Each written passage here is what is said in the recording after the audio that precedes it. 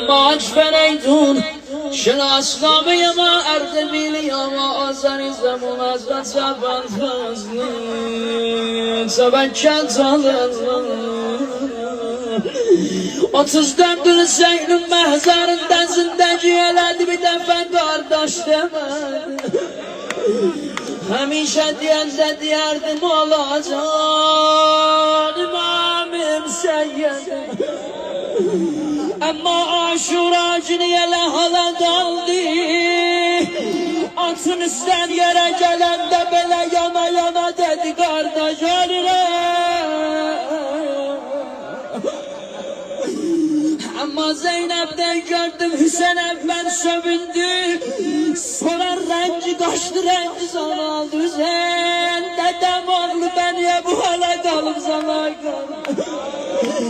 Dedi Zeynep 34'lü